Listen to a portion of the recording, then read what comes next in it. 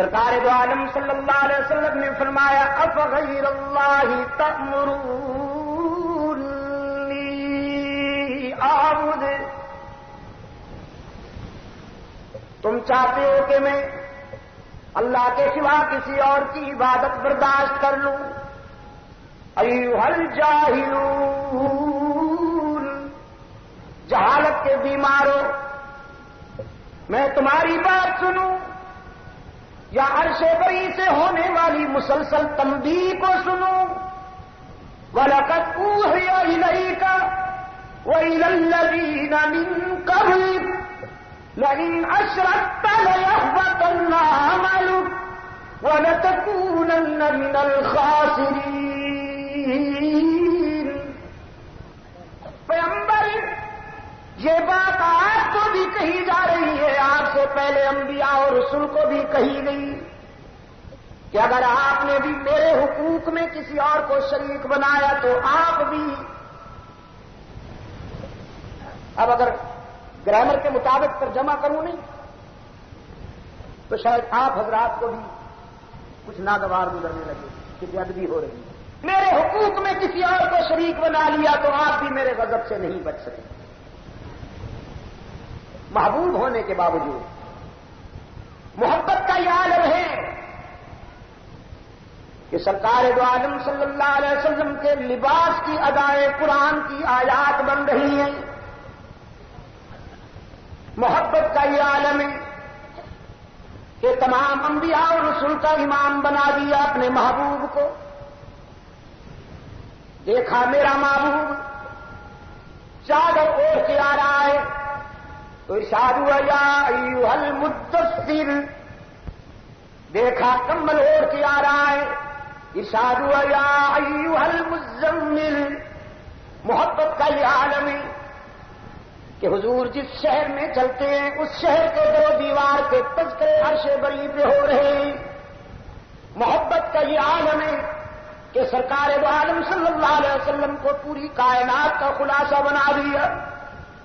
لیکن کراچی کے روشن ضمیروں، میں کہا کرتا ہوں جہاں محبت میں مبالغہ ہو وہاں غیرت میں بھی بہت مبالغہ ہوا کرتا ہے۔ جب کسی سے کسی کو محبت ہوتی ہے تو وہاں غیرت بھی موجزن ہوتی ہے۔ ہر محب چاہتا ہے کہ میرا محبوب محبت کی جس نگاہ سے مجھے دیکھتا ہے کسی اور کو نہ دیکھے۔ خداوند عالم کی غیرت کا بھی تقاضا ہے کہ میرا بندہ عابد بن کر جن اداؤں میں میرے سامنے پیش ہوتا ہے کسی اور کے سامنے نہ ہو۔ رب العالمین نے فرمایا میرے محبوب اگر آپ نے بھی میرے حقوق میں کسی اور کو شامل کیا تو آپ کا نامہ اعمال بھی خالی ہو جائے گا، نقصان ہوگا میرے محبوب۔ اور اللہ کے حقوق کیا ہیں عزیز دوستو؟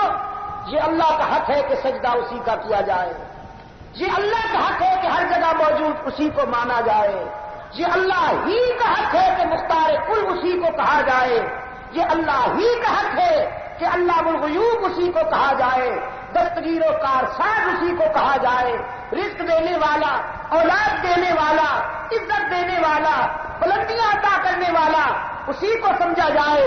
ان حقوق میں اگر کسی اور کو شامل پیغمبر کرے تو نقصان سے نہیں بچتا، اگر ہم اور آپ کریں تو کیسے بچیں گے نقصان سے؟ رب العالمین نے فرمایا میرے محبوب بتا دیجیے انہیں کہ ساری مصیبتیں سہ سکتا ہوں لیکن یہ نہیں کروں گا کہ خدا کے ساتھ کسی اور کو شریک برداشت کر لوں۔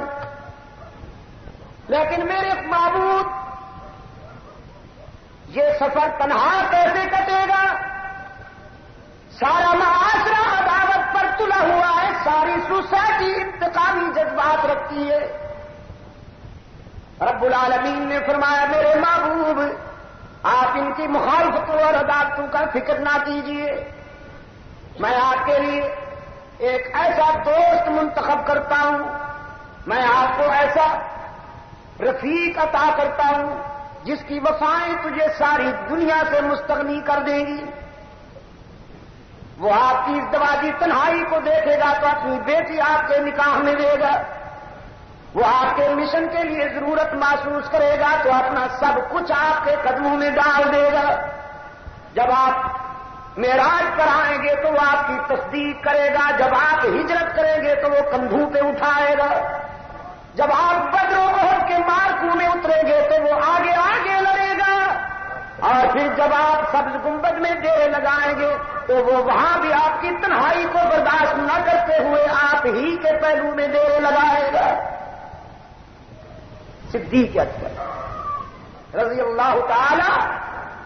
اور عزیز دوستوں، صدیق اکبر سرکار دو عالم صلی اللہ علیہ وسلم کے حلقے میں یہ مقام رکھتا ہے کہ رب العالمین نے تنہا صدیق اکبر کو پوری امت کے مقابلے میں زیادہ وزن اور اہمیت عطا فرمایا ہے.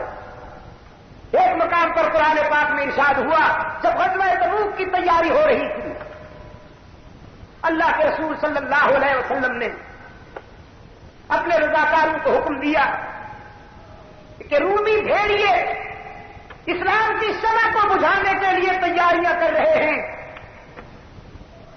تو تمہیں بھی تیاری کرنی چاہیے. بعض دل کے بیمار منافق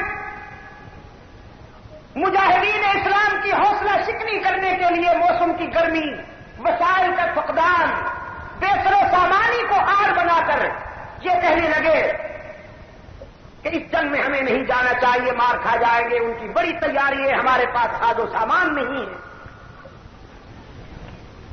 رب العالمین نے فرمایا الا تنصروه فقد نصره اللہ. اگر تم میرے پیغمبر کا ساتھ نہیں دو گے تو نبی کے پروگرام میں کوئی نہیں آئے گا، رسول اللہ کا مشن ناکام نہیں ہوگا. میرا پیغمبر تمہارے تعامل کا محتاج نہیں. اگر تم میرے نبی کا ساتھ نہیں دو گے تو سنو، میں خود جو نبی کا ساتھ دینے والا ہوں، میں اپنے محبوب کی ہمیشہ مدد کیا کرتا ہوں. ذرا ہجرت کی رات دیکھ لو نا، جب ساری دنیا میرے محبوب کی مخالف ہے، قصر نبوت کا گھیراؤ کر رکھا ہے، اپنی ہولناک سازش کو پایا تکمیل تک پہنچانے کے لیے کفار تلواریں لے کر کھڑے ہیں. رب العالمین نے دیکھا کہ میرا محبوب خطرے میں ہے تو فرش زمین پر اللہ نے انتخاب کرنا چاہا کسے اپنی یہ محبوب امانت سونپ دوں. عزیز نوجوانوں، رسول اللہ صلی اللہ علیہ وسلم جب اپنی امانتیں حضرت علی کے سپرد کر رہے تھے تو عرش والے نے اپنی امانت ابو بکر کے سپرد کر دی. جناب علی المطلع رضی اللہ تعالیٰ عنہ سرکار دو عالم صلی اللہ علیہ وسلم کی سونپی ہوئی امانتوں کو سنبھال کر قصر نبوت میں آرام کر رہے ہیں. میں اس کے مقدر پہ بھی قربان جاؤں.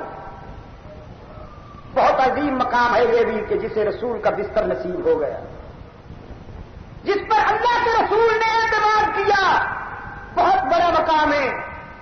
جو رسول کے بستر پر سویا ہوا ہے میں اس کا بھی رضاکار ہوں، لیکن میں اسے کیسے بھول جاؤں کہ جس کی گود میں رسالت آرام کر رہی ہے، جو رسول کی امانتیں سنبھالے بیٹھا ہے میں اسے بھی نہیں بھول سکتا ہوں، لیکن میں اسے کیسے بھول جاؤں جو اللہ کی امانت کو گود میں سلائے بیٹھا ہے.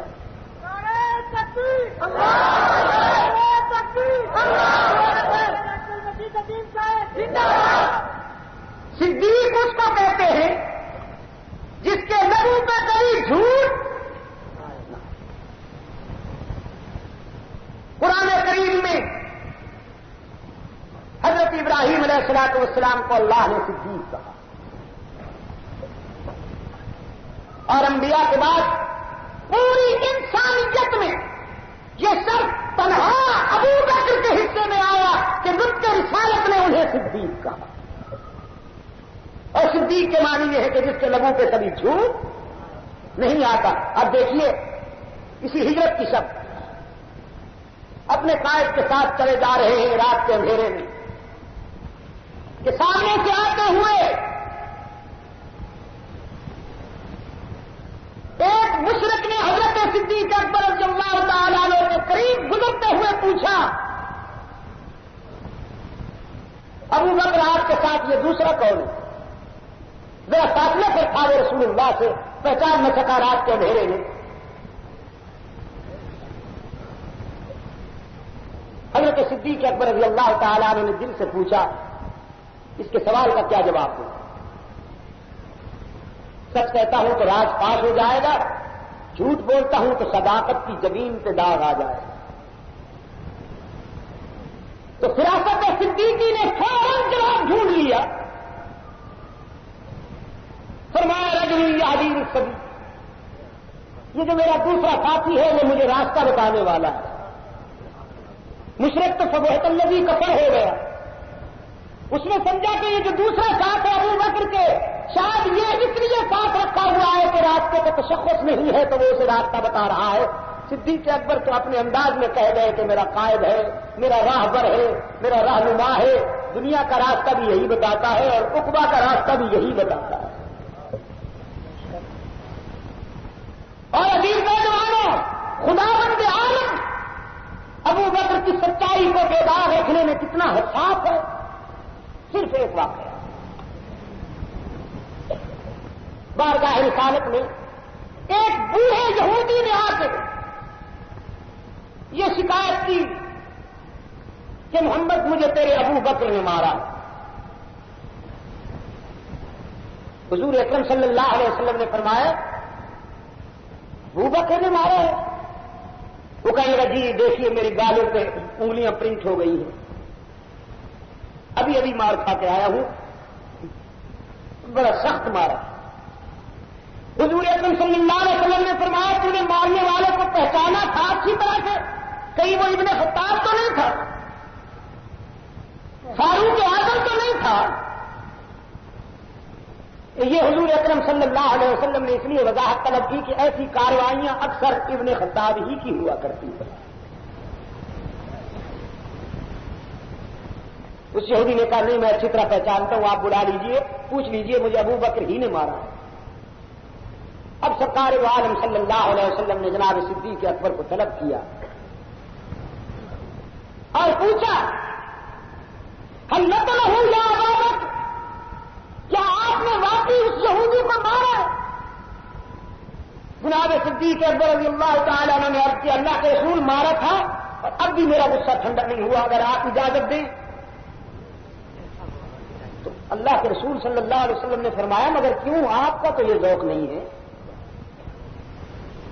حضرت صدیق اکبر نے عرض کیا حضور بات ہی ایسی ہوگی، ان کا اتفاق، یہ آپس میں جمع بیٹھے تھے، باتیں کر رہے تھے، جب میں ان کے قریب سے گزرنے لگا تو انہوں نے مجھے دیکھ کر اسی بوڑھے نے کہا مسلمانوں کا خدا تو غریب ہو گیا ہے، فقیر ہو گیا ہے، من الذی یقرض اللہ قرضا حسنا کہتا ہے کہ کوئی مجھے قرضہ دے گا؟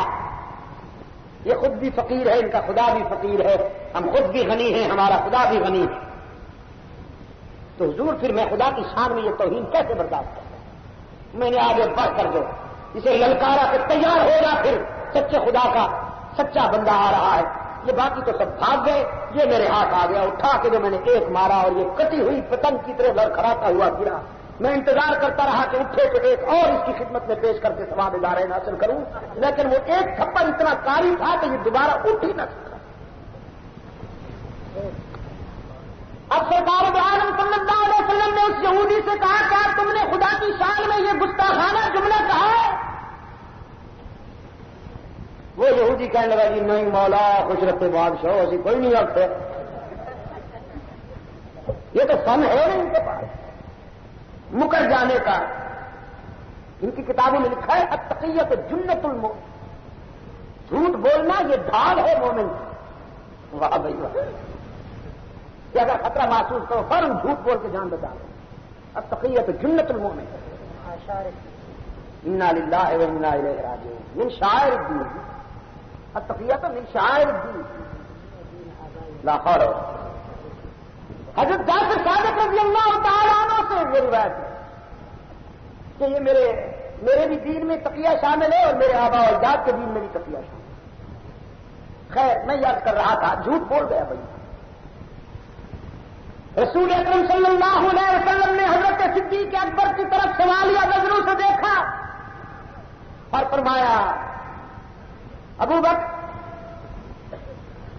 اب اپنے موقف کے ثبوت میں گواہی ضروری ہو گئی ہے، تجھے گواہ پیش کرنا ہوگا کہ کسی اور نے بھی یہ سنا تھا جب یہ کہہ رہا تھا کہ ان کا خدا فقیر ہے اور ہمارا خدا غنی۔ حضرت ابوبکر صدیق رضی اللہ تعالیٰ عنہ نے عرض کیا حضور میں اکیلا تھا، یہ تھے باقی سارے یہودی، وہاں سے میں اکیلا گزرا، میرے سوا تو اور کوئی سننے والا نہیں تھا، میں کوئی گواہ پیش کرنے سے قاصر۔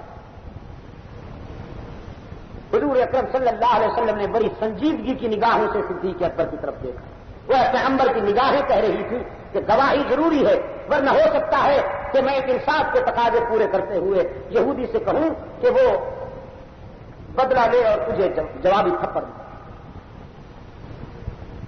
یہی وہ لمحہ تھا جب عرش بری پہ فیصلہ ہو گیا کہ آج ابو بکر کے موقف کے ثبوت میں اللہ گواہی دے گا، اور یہ کوئی میر انیس کا مرثیہ نہیں ہے، نہ کسی پیشہ ور شاعر کے گھڑے ہوئے قصیدے ہیں اور نہ کسی انصاف انداز کے ٹوٹکے ہیں، قرآن ہے۔ فرمایا لقد سمع اللہ قول الذین قالوا ان اللہ فقیر، لقد سمع اللہ قول الذین قالوا ان اللہ فقیر، بے شک اللہ نے سنی ہے ان لوگوں کی بات جو کہہ رہے تھے خدا فقیر ہے، وَنَحْنُ أَغْنِيَاءُ، اور ہم غنی ہیں۔ رب العالمین نے فرمایا میرے معبود ایک وہ بھی وقت تھا جب ساری دنیا تیرے موقف کا انکار کر رہی تھی تو ابو بکر نے اقرار کیا، ایک وہ بھی لمحہ تھا جب ساری دنیا تیری بات کو ماننے پر تیار نہیں تھی تو ابو بکر تیرا غلام بن گیا، اس نے تیرے موقف کی تصدیق اور حمایت کی۔ آج ہم دنیا میں ابو بکر کی اس وفا کا چھلا دیتے ہیں کہ آج اگر ابو بکر کے موقف کے اس بات میں فرش والوں میں سے کوئی گواہی دینے والا نہیں تو عرش والا گواہی دیتا ہے کہ ابو بکر سچا ہے، یہ تو صدیق ہے، اس کے لبوں پہ کبھی جھوٹ آ سکتا ہی نہیں۔ یہ صدیق کے معنی ہے عزیز دوستو۔ میں عرض کر رہا تھا آپ کی خدمت میں کہ جناب صدیق اکبر رضی اللہ تعالیٰ عنہ جو ہیں اللہ کی نظر میں ان کا یہ مقام ہے کہ پوری امت کی وفائیں تنہا صدیق اکبر کی وفاؤں کا مقابلہ نہیں کر سکتے۔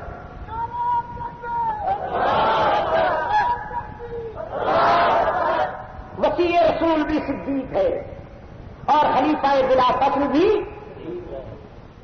صدیق ہے۔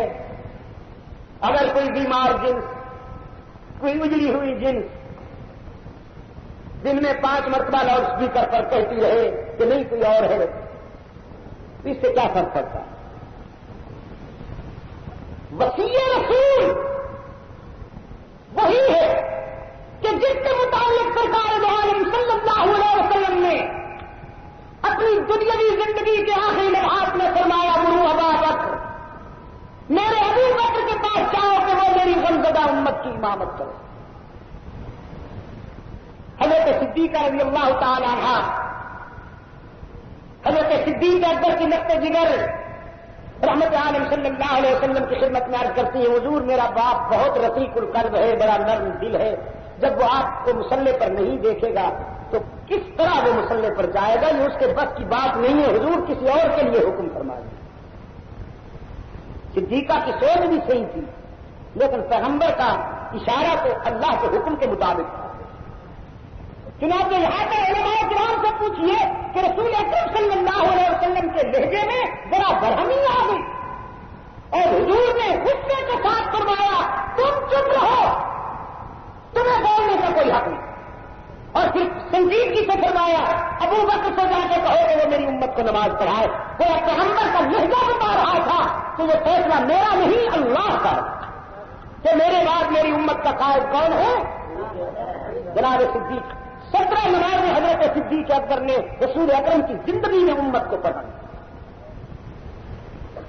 تو پھر سقیفہ بنو ساعدہ کے روشن ضمیروں نے منشا نبوت کی تکمیل کرتے ہوئے رسول اکرم صلی اللہ علیہ وسلم کے بعد حضرت صدیق اکبر کو اپنا قائد چنا. صدیق اکبر حضور کے بعد امت کے متفقہ قائد ہیں. حضرت علی المرتضی رضی اللہ تعالیٰ عنہ نے بھی صدیق کی قیادت پر اعتماد کا اظہار کیا. یار لوگ تو کہتے ہیں نہیں، بدکتے عمر دودھ یا ریسماں دیگر برکت خالد پہلوان سگندن در گردن شیر نر. سگندن کے معنی یہ دیکھیے، یہ پگندن، یہ حضرت علی شیر خدا، رسولوں کی ہوئی حاجت روائی. نیگیٹو دیکھیے اور پازیٹو دیکھیے. رسولوں کی ہوئی حاجت روائی علی نے نو کی نا خدائی نہ کرتا گر علی مشکل کشائی. نہ پاؤ تاؤ چاہتے یوسف رہائی دواؤ ایوب کے زخمی کی واؤ عطاتی خضر کو الیاس کو راؤ رہا عشق پیغمبر کا دعوی علی کا معجزہ ہر کے نادر علی کی ذات ہے ہر شے سے خاص ہے. یہ ایک رخ ہے، یہ ایک رخ ہے. ترجمہ مقبول نے لکھا ہے نہیں. اب دوسرا رخ میں یاد وہ ہے نہیں، جھوٹ کے پاؤں نہیں ہوتے، یہ بھی غلط. ہر شے پہ قادر کس کی ذات ہے؟ اللہ.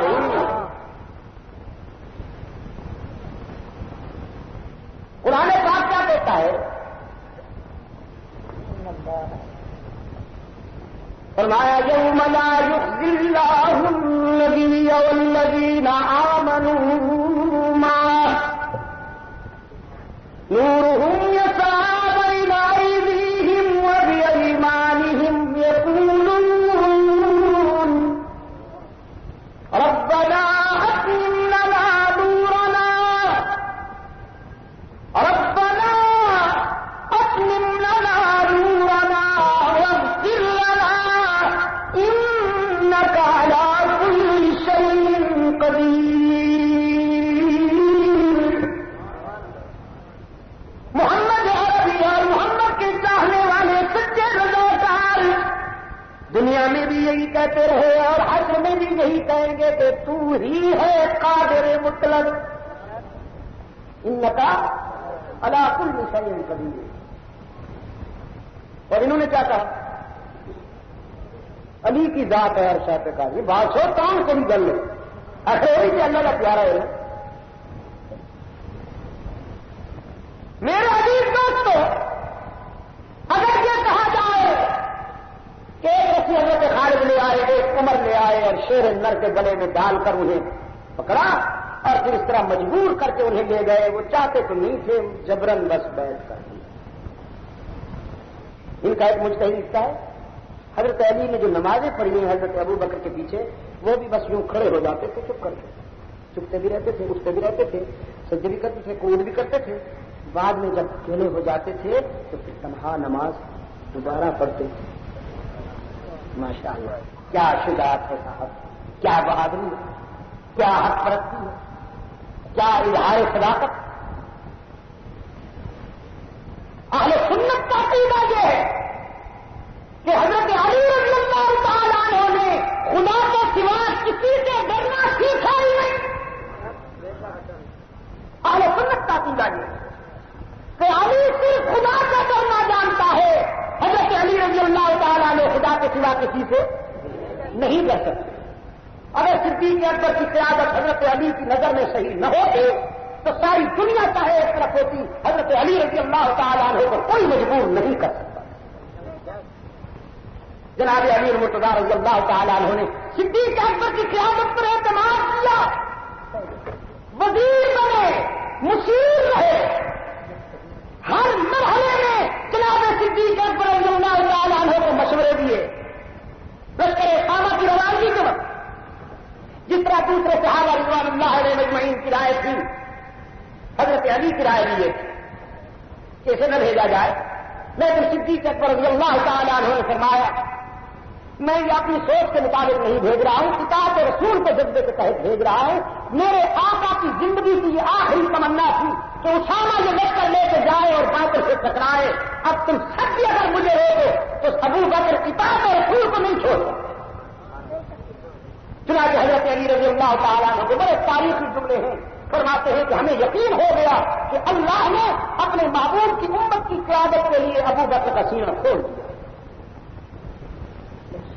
جناب صدیق اکبر رضی اللہ تعالیٰ عنہ نے رسول اللہ کی رفاقت کا حق ادا کرتے ہوئے ہر لمحے میں رسول اللہ کا ساتھ دیا، اور پھر خلافت راشدہ کی منصب پر آ کر پہلے خلیفہ راشد کی حیثیت سے اسلام کے نظام عدل کی وہ بنیاد رکھی فزیکلی کہ جس کی بنیاد پر حضرت فاروق اعظم کا دور عدل، حضور کے بعد نبوت کا دعویٰ کرنے والوں کا سر کچلنے والا کون ہے؟ میں پوچھتے جاؤں اور آپ جواب دیتے جائیں۔ حضور اکرم صلی اللہ علیہ وسلم کے موقف پر سب سے پہلے ایمان لانے والا کون ہے؟ بالغ نظر انسانوں میں سب سے پہلا مومن صدیق اکبر حضور اکرم صلی اللہ علیہ وسلم کی ازدواجی تنہائیوں کا ازالہ کرتے ہوئے اپنی نقطۂ جگر رسول اللہ کے نکاح میں دینے والا کون ہے؟ صدیق اکبر حضور کے مشن پر اپنا سب کچھ قربان کرنے والا کون ہے؟